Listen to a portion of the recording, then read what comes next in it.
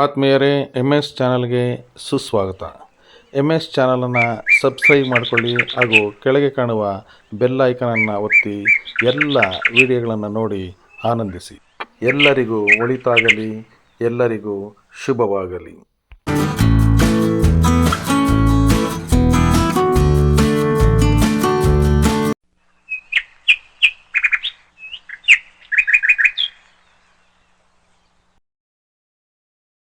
ಚಿಂತಾಮಣಿ ನಗರದ NR ಬಡಾವಣೆಯಲ್ಲಿರುವ ಸ್ವಾಮಿ ವಿವೇಕಾನಂದ ಪದವಿ ಪೂರ್ವ ಕಾಲೇಜಿನಲ್ಲಿ ತಾಲೂಕು ಕನ್ನಡ ಸಾಹಿತ್ಯ ಪರಿಷತ್ತಿನ ವತಿಯಿಂದ ಕಳೆದ ಸಾಲಿನಲ್ಲಿ SSLC ಪರೀಕ್ಷೆಯಲ್ಲಿ ಕನ್ನಡ ಭಾಷೆಯಲ್ಲಿ 125ಕ್ಕೆ 125 ಅಂಕಗಳನ್ನು ಪಡೆದ ಸಾಧಕ ವಿದ್ಯಾರ್ಥಿಗಳಿಗೆ ಪ್ರತಿಭಾ ಪುರಸ್ಕಾರವನ್ನು ಏರ್ಪಡಿಸಲಾಗಿತ್ತು.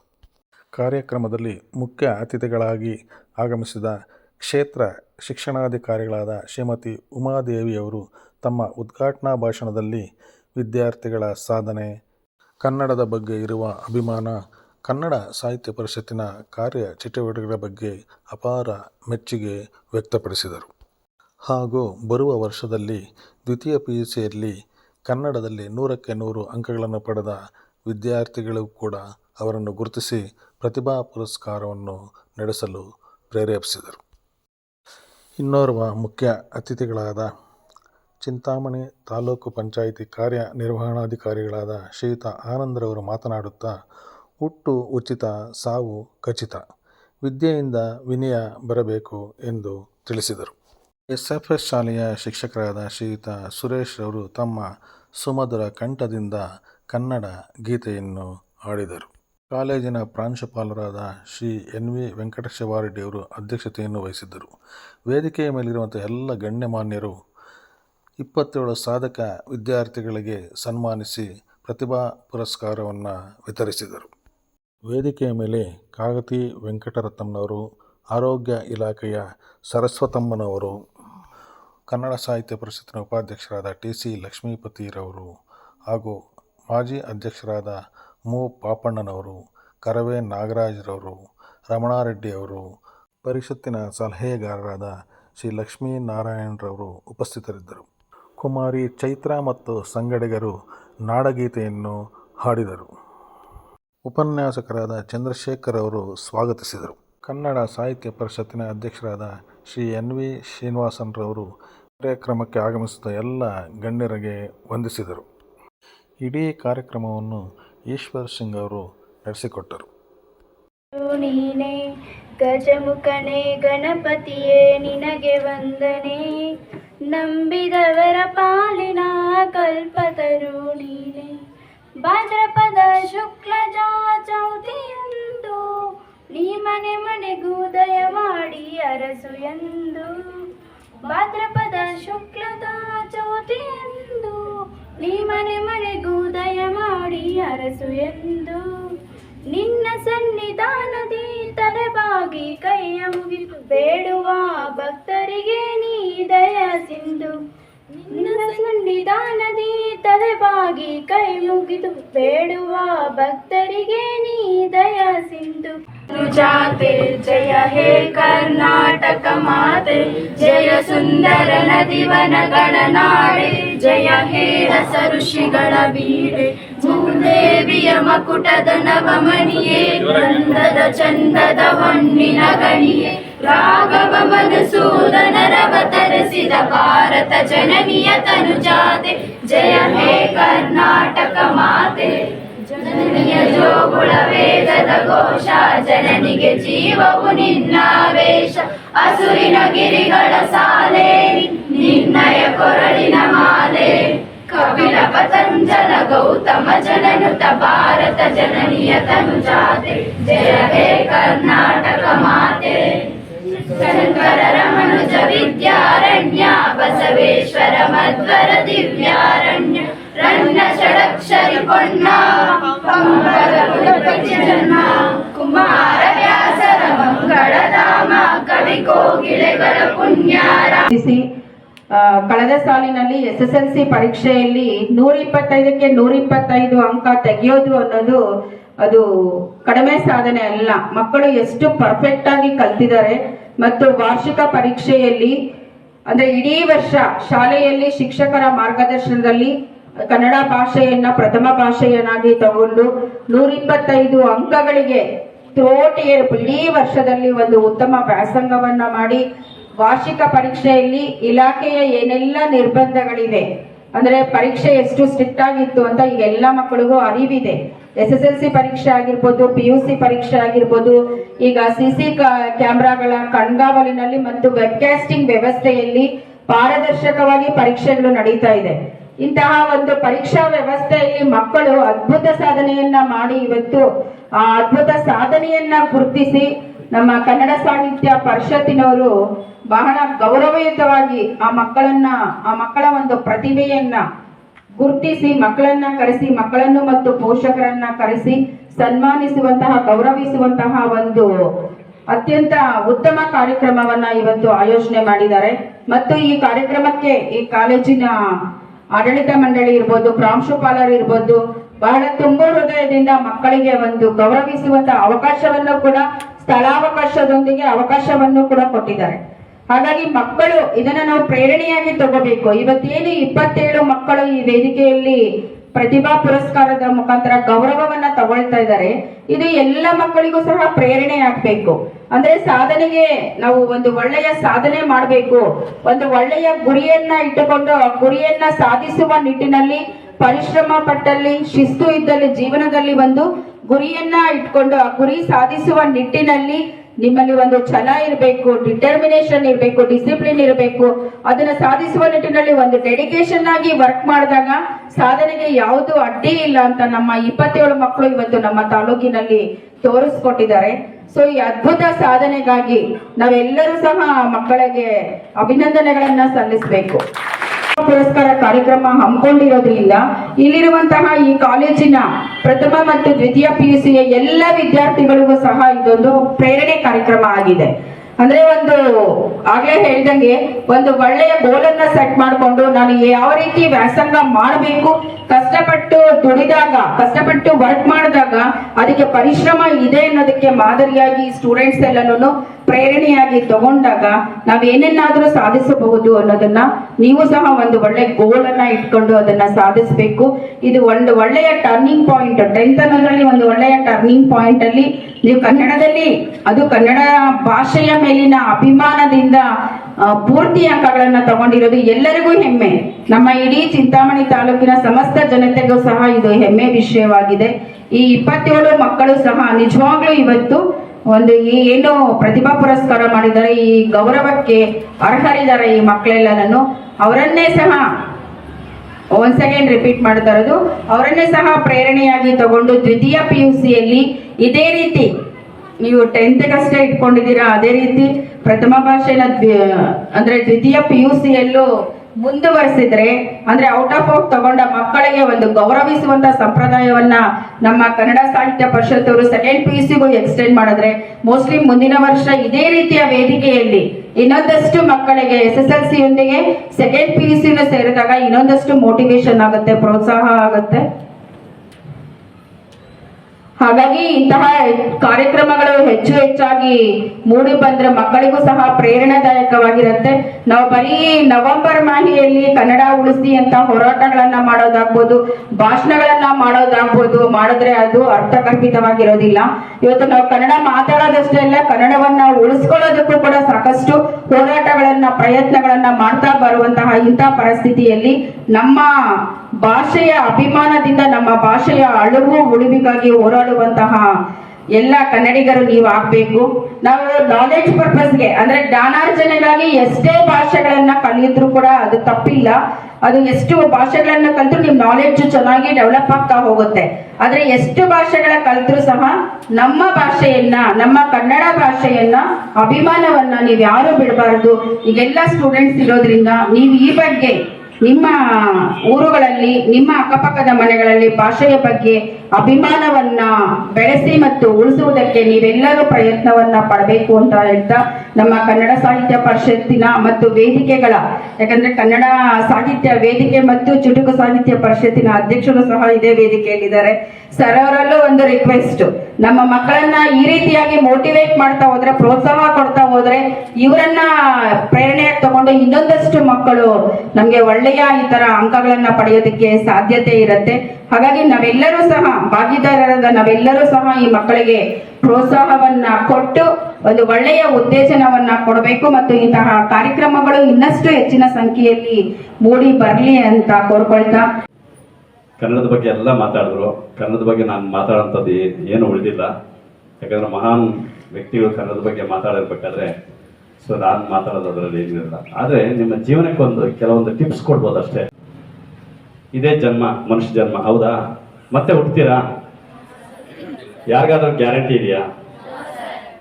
ಇದೆ ಅಲ್ವಾ? ಸೃಷ್ಟಿ, ಸ್ಥಿತಿ, ಲಯ, 3. ಸೃಷ್ಟಿ ಜನನ, ಸ್ಥಿತಿ ಜೀವನ, ಲಯ ಮರಣ. ಜನನ ಮರಣಗಳ ನಡುವೆ ಜೀವನ, ಇದನ್ನಷ್ಟೇ.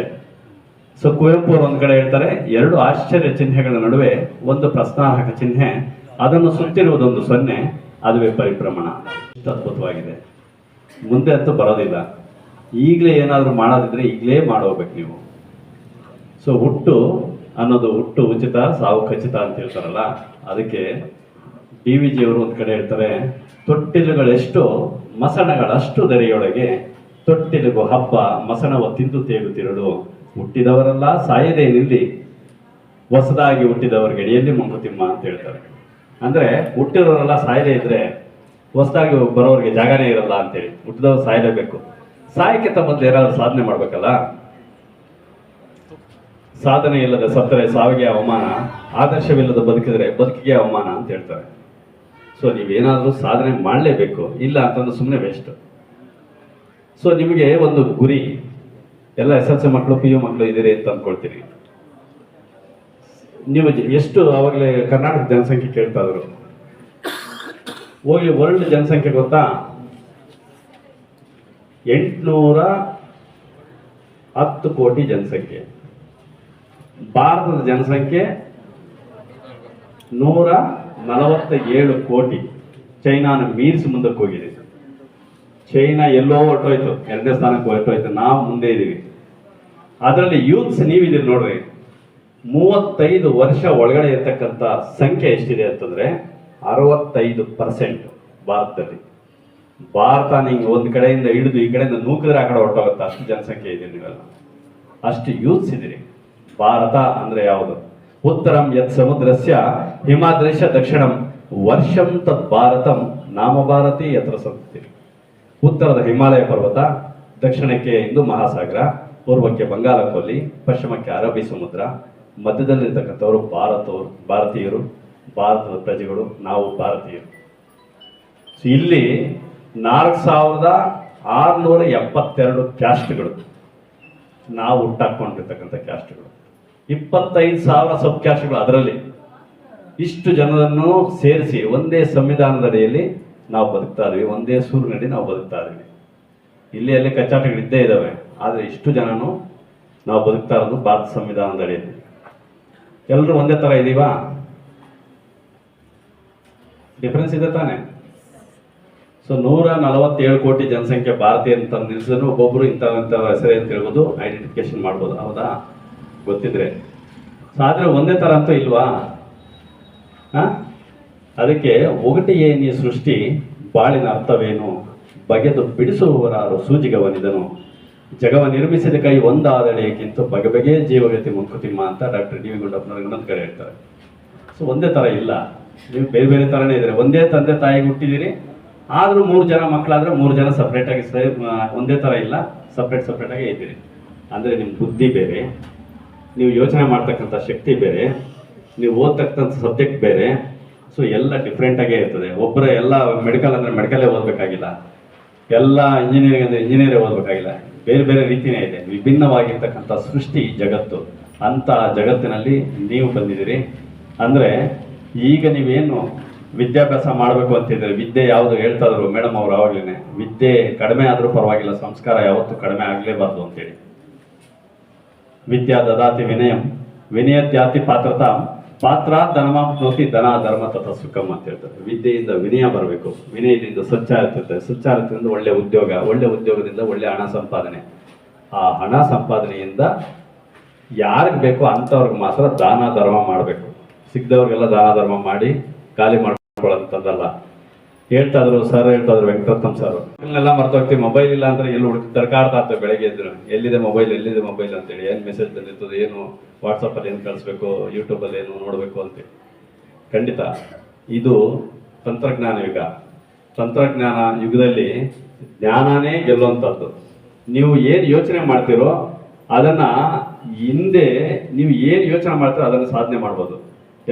ಅದ್ಯಾರೋ ಹೇಳ್ತಾಯಿದ್ರು, ತೆಲುಗು ಮಾತಾಡಬಾರ್ದು, ಆದರೂ ಯಾರ ಅಂತರ ಮಾರ್ಗ ಮೇಲೆ ಇಲ್ಲೇ ಕಟ್ಟಿ ಅದೇನೋ ಹೇಳ್ತಾಯಿದ್ರು, ಅಲ್ಲಿ ವಾಕಿಲಿ ಪೆಟ್ಟಿ ಅಂತೇನೋ ಹೇಳ್ತಾಯಿದ್ರು. ಅಂದರೆ ಅಂತರ ಮಾರ್ಗ ಅಂತಂದರೆ ಎಲ್ಲಿದೆ? ಆಕಾಶದಲ್ಲಿ ಅಲ್ಲೆಲ್ಲೋ ಒಂದು ಕಡೆ ಇಂಟರ್ನ್ಯಾಷನಲ್ ಸ್ಪೇಸ್ ಸ್ಟೇಷನ್ ಮಾಡಿದ್ದಾರೆ. ಈಗ ಯಾವಾಗಲೂ ಜನಪದ ಗೀತೆ ತೆಲುಗಲ್ಲಿ ಹೇಳ್ತಾ ಇರ್ತಕ್ಕಂಥ ಜನಪದ ಗೀತೆಯಲ್ಲಿ ಅಲ್ಲಿ ಮನೆ ಕಟ್ತಾರ, ಅಲ್ಲಿ ಬಾಗಿಲಿಡ್ತಾರ ಅಂತ ಹೇಳ್ತಾರೆ. ಅಲ್ಲಿ ಮನೆ ಕಟ್ಟೇನೂ ಆಯಿತು, ಬಾಗಿಲಿಟ್ಟಿದ್ದು ಆಯಿತು, ಶುಭಾಂ ಶುಕ್ಲ ಆಲ್ರೆಡಿ ಹೋಗಿ ಬಂದಿದ್ದು ಆಯಿತು. ಸೊ ಅಲ್ಲಿದ್ದೀವಿ ನಾವು, ತಂತ್ರಜ್ಞಾನದಲ್ಲಿ ಅಲ್ಲಿದ್ದೀವಿ. ಆದರೆ ಇಲ್ಲಿ ಮರ್ತಿದ್ದೀವಿ, ಮನುಷ್ಯರಾಗಿರೋದನ್ನು ಮರ್ತಿದ್ದೀವಿ ಅಲ್ವಾ? ಸೊ ತಂತ್ರಜ್ಞಾನದಲ್ಲಿ ಭಾಳಷ್ಟು ಮುಂದೆ ಕೊಟ್ಟೋಗಿದ್ದೀವಿ, ಆದರೆ ಮನುಷ್ಯರಾಗಿರೋದನ್ನು ಮಾತ್ರ ಮರ್ತೋಗಿದ್ದೀವಿ ನಾವು. ಅದಕ್ಕೆ ಈ ಪವಿತ್ರ ಭಾರತ ದೇಶದಲ್ಲಿ ಹಿಂದೂಗಳಿದ್ದಾರೆ, ಮುಸಲ್ಮಾನರಿದ್ದಾರೆ, ಸಿಖ್ಖರಿದ್ದಾರೆ, ಜೈನರಿದ್ದಾರೆ, ಬೌದ್ಧರಿದ್ದಾರೆ, ಅಸ್ಪೃಶ್ಯರಿದ್ದಾರೆ, ಲಿಂಗಾಯತರಿದ್ದಾರೆ, ಒಕ್ಕಲಿಗರಿದ್ದಾರೆ, ಬ್ರಾಹ್ಮಣರಿದ್ದಾರೆ. ಆದರೆ ನಾನು ಹುಡುಕ್ತಾ ಇರೋದು ಮನುಷ್ಯರನ್ನ ದಯಮಾಡಿ ಹೇಳಿ ಅವರು ಎಲ್ಲಿದ್ದಾರೆ ಅಂತ ಡಾಕ್ಟರ್ GS ಶಿವರುದ್ರವರು ಪ್ರಶ್ನೆ ಮಾಡ್ತಾರೆ. ಎಲ್ಲಿದ್ದಾರೆ? ಎಲ್ಲರೂ ಇದ್ದೀವಿ, ಮನುಷ್ಯರಾಗಿ ಎಲ್ಲಿದ್ದೀವಿ ಅಲ್ವಾ? ಮನುಷ್ಯರಾಗಿ ಗೊತ್ತೋದು ನಮ್ಮ ಕೈಲಿಲ್ಲ, ಇದೆಯಾ? ಆದರೆ ಸಾಯೋದು ಗೊತ್ತಿದೆ, ಅದು ನಮ್ಮ ಕೈಲಿಲ್ಲ. ಅದು ಗೊತ್ತು ಮಾತ್ರ ನಮ್ಗೆ ಗೊತ್ತಿದೆ. ನಾವು ಯಾವ ರೀತಿ ಗೊತ್ತಿದೆ. ಈ ಸ್ವಾಮಿ ವಿವೇಕಾನಂದ ಅಂತ ಹೇಳಿದ ತಕ್ಷಣ the primary objective of the education is to make childrens fearless ಅಂತ ಹೇಳ್ತಾರೆ. ನೀವು ಜೀವನದಲ್ಲಿ ಎಲ್ಲೋದ್ರೂ ಧೈರ್ಯವಂತರನ್ನಾಗಿ ಬದುಕುವಂಥದ್ದೇ ಜೀವನದ ವಿದ್ಯಾರ್ಥಿಯ ಗುರಿ ಅಂತ ಸ್ವಾಮಿ ವಿವೇಕಾನಂದ ಅವರು ಹೇಳ್ತಾರೆ. ಎಜುಕೇಟ್ ಅಂತಂದ್ರೆ to bring out what is in ಅಂತ. ನಿಮ್ಮಲ್ಲಿರ್ತಕ್ಕಂಥ ಸಾಮರ್ಥ್ಯವನ್ನ, ನಿಮ್ಮಲ್ಲಿರ್ತಕ್ಕಂಥ ಜ್ಞಾನವನ್ನ ಹೊರಗಡೆ ಎಳಿತಕ್ಕಂಥದ್ದನ್ನೇ ಗುರುಗಳ ಒಂದು ಲಕ್ಷಣ. ಅಂದರೆ ನಿಮ್ಮಲ್ಲಿರ್ತಕ್ಕಂಥ ಸಾಮರ್ಥ್ಯನ ಹೊರಗಡೆ ತೆಗೀತಕ್ಕಂಥದ್ದು ಎಜುಕೇಷನ್, ಅದೇ ವಿದ್ಯೆ. ಸೊ ನಿಮ್ಮಲ್ಲಿ 125 ಮಾರ್ಕ್ಸ್ ತೆಗಿಬೇಕು ಅಂತಂದ್ರೆ ನಿಮ್ಮಲ್ಲಿ ಎಷ್ಟು ಸಾಮರ್ಥ್ಯ ಇದೆ, ಪೊಟೆನ್ಷಿಯಲ್ ಎಷ್ಟಿದೆ? 500 ಕೊಟ್ಟರು 500 ತೆಗೆಯೋಷ್ಟು ಕೆಪಾಸಿಟಿ ನನಗಿದೆ ಅಂತ ನೀವು ಮನಸ್ಸಲ್ಲಿ ಇಟ್ಕೊಂಡ್ರೆ ಖಂಡಿತ ನಿಮ್ಮ ಗುರುಗಳ ಶ್ರೇಯಸ್ಸು ಎಷ್ಟಿರ್ತದೆ, ಅದರಲ್ಲಿ ನಿಮ್ಮ ತಂದೆ ತಾಯಿಯ ಪಾತ್ರ ಎಷ್ಟು ಇರುತ್ತೆ. ಸೊ ಪೋಷಕರಲ್ಲಿ ಕೂತಿದ್ದಾರೆ, ನಾವು ಒಂದ್ಸರಿ ಗಮನಿಸಿ, ಯಾರು ತಂದೆ ತಾಯಿ ಇದೀರ ಅಂತೇಳಿ ಎಷ್ಟು ಕಷ್ಟಪಟ್ಟು ನಿಮ್ಮನ್ನು ಇಲ್ಲಿ ಕಳಿಸ್ತಾರೆ. ಇದು ಪ್ರೈವೇಟ್ ಕಾಲೇಜ್ ಅಂತ ಗೊತ್ತಿದ್ರು ಫೀಸ್ ಕಟ್ಟಿ ನಿಮ್ಮನ್ನು ಕಳಿಸ್ತಾರೆ. ಆದರೆ ನಾನು ಕೊಟ್ಟಿರೋದಕ್ಕೆ ಅವ್ರು ಕೊಡ್ತಾ ಇರತಕ್ಕಂಥ ಒಂದು ದುಡ್ಡಿಗೆ ನಾನು ನ್ಯಾಯ ಒದಗಿಸ್ತಾ ಇದ್ದೀನ ಅನ್ನೋ ಪ್ರಶ್ನೆ ನಿವಾಸ ಅವರು.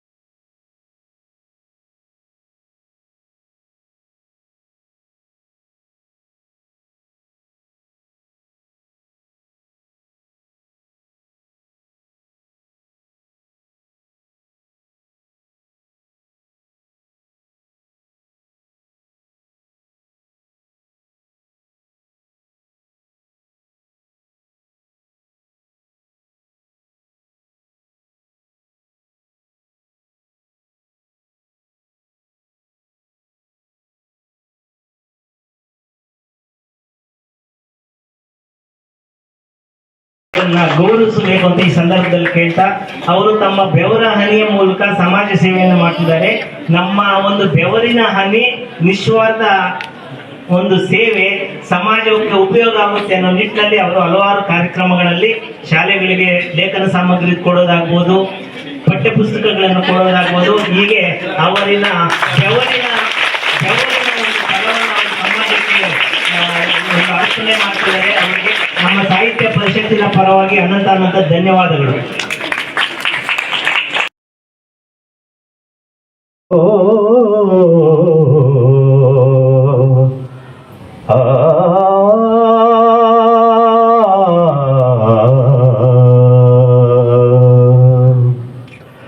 ತನುವು ನಿನ್ನದು ಮನವು ನಿನ್ನದು, ತನುವು ನಿನ್ನದು ಮನ ಮನವು ನಿನ್ನದು, ಎನ್ನ ಜೀವನ ಧನವು ನಿನ್ನದು.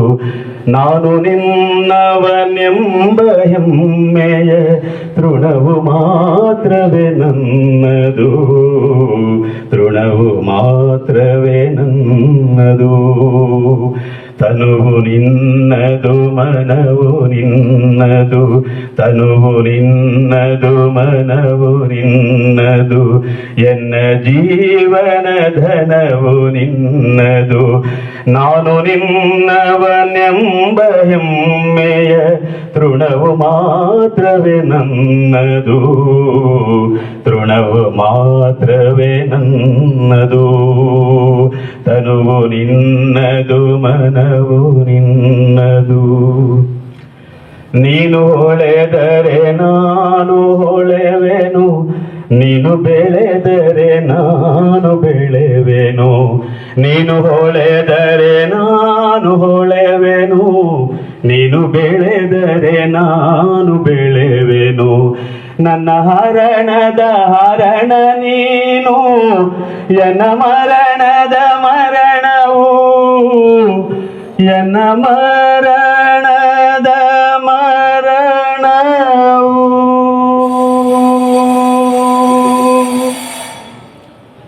ತನುವು ನಿನ್ನದು ಮನವು ನಿನ್ನದು, ತನುವು ನಿನ್ನದು ಮನವು ನಿನ್ನದು. ಎನ್ನ ಜೀವನ ಧನವು ನಿನ್ನದು. ನಾನು ನಿನ್ನವನೆಂಬ ಹೆಮ್ಮೆಯ ತೃಣವು ಮಾತ್ರವೇ ನನ್ನದು, ತೃಣವು ಮಾತ್ರವೇ ನನ್ನದು. ತನುವು ನಿನ್ನದು ಮನವು ನಿನ್ನದು. ನನ್ನ ಮನದಲ್ಲಿ ನೀನೆ ಯುಕ್ತಿ, ಎನ್ನ ಹೃದಯದಿ ನೀನೆ ಭಕ್ತಿ. ಎನ್ನ ಮನದಲ್ಲಿ ನೀನೆ ಯುಕ್ತಿ, ಎನ್ನ ಹೃದಯದಿ ನೀನೆ ಭಕ್ತಿ.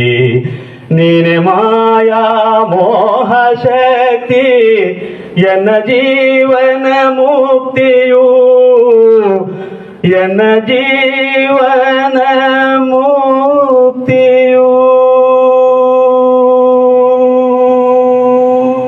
ಮೈಸೂರಿನ ಮಹಾರಾಜರ ಒಂದು ಪೋಷಣೆಯಲ್ಲಿ ವಿಶ್ವೇಶ್ವರಯ್ಯವರು ದಿವಾನರಾಗಿದ್ದ ಸಂದರ್ಭದಲ್ಲಿ 5/5/1915 ಮೊದಲನೇದಾಗಿ ಆಗಿನ ಬೆಂಗಳೂರಿನ ಕೋಟೆ ಭಾಗದ ಪ್ರೌಢಶಾಲೆಯಲ್ಲಿ ಮೊದಲನೇದಾಗಿ ಈ ಒಂದು ಕನ್ನಡ ಸಾಹಿತ್ಯ ಪರಿಷತ್ತು ಪ್ರಾರಂಭ ಆಗ್ತದೆ. ವಿಶ್ವೇಶ್ವರಯ್ಯನವರು ದಿವಾನರಾಗಿದ್ದ ಸಂದರ್ಭದಲ್ಲಿ ಮೈಸೂರಿನ ಮಾದರಿ ಮೈಸೂರು ಸಂಸ್ಥಾನವನ್ನು ಮಾಡಬೇಕು ಅನ್ನೋ ಉದ್ದೇಶದಲ್ಲಿ 3 ವಿಧೇಯಕಗಳನ್ನು ಮಂಡನೆ ಮಾಡ್ತಾರೆ. ಆ ಸಂದರ್ಭದಲ್ಲಿ ಆ 3 ವಿಧೇಯಕಗಳಲ್ಲಿ ವಿಧೇಯಕ ಅನ್ನೋದು ಒಂದು ವಿಚಾರವಾಗಿರುತ್ತೆ. ಅದರ ಹಿನ್ನೆಲೆಯಲ್ಲಿ ಕನ್ನಡ ಸಾಹಿತ್ಯ ಪರಿಷತ್ತನ್ನು ಏಕೀಕರಣ ಸಂದರ್ಭದಲ್ಲಿ ಭಾಷಾವಾರು ಪ್ರಾಂತ್ಯಗಳ ಆಧಾರದ ಮೇಲೆ ಒಂದು ರಚನೆಯಾಗಿರುವಂತಹ ಈ ಒಂದು ಕರ್ನಾಟಕ ಮೈಸೂರು ರಾಜ್ಯವು ಕನ್ನಡ ಭಾಷೆಯ ಆಧಾರದ ಮೇಲೆ ರಚನೆ ಆಗಿರುವ ಒಂದು ಹಿನ್ನೆಲೆಯಲ್ಲಿ ಕನ್ನಡ ಭಾಷೆಗೆ ವಿಶೇಷ ಒತ್ತು ಕೊಡಬೇಕು ಅನ್ನೋ ಉದ್ದೇಶದಿಂದ ವಿಶ್ವೇಶ್ವರಯ್ಯನವರ ಒಂದು ಸ್ವಪ್ರಯತ್ನದ ಫಲವಾಗಿ ಮಿರ್ಜಾ ಇಸ್ಮಾಲ್ ರವರ ಒಂದು ಸಹಕಾರದೊಂದಿಗೆ ಈ ಕನ್ನಡ ಸಾಹಿತ್ಯ ಪರಿಷತ್ತು ಪ್ರಾರಂಭ ಆಗ್ತದೆ. ನಮ್ಮ ಭಾಷೆ ಕನ್ನಡದಲ್ಲಿ 125ಕ್ಕೆ 125 ತೆಗೆದಿರುವಂತಹ ಮಕ್ಕಳ ಸಾಧನೆಯನ್ನು ಗುರುತಿಸಿ ಅವರನ್ನು ಅಭಿನಂದಿಸಿ ಶುಭ ಹಾರೈಸಬೇಕು ಅಂತ ಹೇಳ್ಬಿಟ್ಟು ನಾವು ಕನ್ನಡ ಸಾಹಿತ್ಯ ಪರಿಷತ್ತಿನಿಂದ ಇವತ್ತು ಮುಖ್ಯ ಅತಿಥಿಗಳನ್ನು ಕರೆದು ಅವ್ರ ಮೂಲಕ ತಮಗೆ ಒಂದು ಶುಭ ಹಾರೈಕೆಯ ಮಾತುಗಳನ್ನು ಹೇಳಿಸಬೇಕು ಅನ್ನೋ ಉದ್ದೇಶ ಇಟ್ಕೊಂಡು ನಾವು ಒಂದು ಕಾರ್ಯಕ್ರಮವನ್ನು ಹಮ್ಮಿಕೊಂಡಿದ್ವಿ. ಈ ಒಂದು ಕಾರ್ಯಕ್ರಮ ಹಮ್ಮಿಕೋಬೇಕಾದ್ರೆ ಮೊದಲನೇದಾಗಿ ನಮ್ಮ ಕನ್ನಡ ಸಾಹಿತ್ಯ ಪರಿಷತ್ತಿನ ಪದಾಧಿಕಾರಿಗಳು ಮೊದಲನೇದಾಗಿ ನಮಗೆ ಜ್ಞಾಪಕ ಬಂದಿದ್ದು ನಾಗರಾಜ್ ಸರ್ ಮತ್ತು ವೆಂಕಟೇಶ್ ಮೂರ್ತಿ ಅವರು. ಅವ್ರು ಹೋಗಿ ಕೇಳೋಣ ಅಲ್ಲಿ ಮಾಡೋಣ ಅಂತ ಹೇಳ್ಬಿಟ್ಟು ನಾವು ಇಲ್ಲಿ ಬಂದ್ವಿ. ಅವತ್ತು ಪ್ರಾಂಶುಪಾಲರು ಇರಲಿಲ್ಲ. ಅವರು ನಾವು ನಿಮಗೇನು ಸಹಕಾರ ಬೇಕು ಕೊಡ್ತೀವಿ, ನಾಳೆ ಬಂದು ಸರ್ ಅವರ ಹತ್ರ ಒಂದು ಮಾತಾಡಿ ಅಂದರು. ಮತ್ತು ಪದವಿ ಪೂರ್ವ ಕಾಲೇಜಿನ ಪ್ರಾಂಶುಪಾಲರು ನಾಗರಾಜ್ ಸರು, ವೆಂಕಟೇಶ್ ಮೂರ್ತಿ ಅವರು, ಉಳಿದಂತಹ ಎಲ್ಲ ಉಪನ್ಯಾಸಕ ಮಿತ್ರರಿಗೆ ಈ ಸಂದರ್ಭದಲ್ಲಿ ನಮಗೆ ಅವರು ಸ್ಥಳಾವಕಾಶದ ಜೊತೆಗೆ ಮಕ್ಕಳ ಸನ್ಮಾನಕ್ಕೆ ಬೇಕಾಗಿರುವಂತಹ ಪರಿಕರಗಳನ್ನು ಸಹ ಅವರು ಉದಾರ ಮನಸ್ಸಿನಿಂದ ಕೊಟ್ಟಿದ್ದಾರೆ. ಹಾಗಾಗಿ ನಮ್ಮ ಕನ್ನಡ ಸಾಹಿತ್ಯ ಪರಿಷತ್ತಿನ ಹಾಗೂ ನನ್ನ ವೈಯಕ್ತಿಕವಾಗಿ ನಾನು ಅನಂತ ಧನ್ಯವಾದಗಳನ್ನು ತಿಳಿಸ್ತಾ ನನಗೆ ಅವಕಾಶ ಕೊಟ್ಟಿದ್ದಕ್ಕೆ ಧನ್ಯವಾದಗಳು.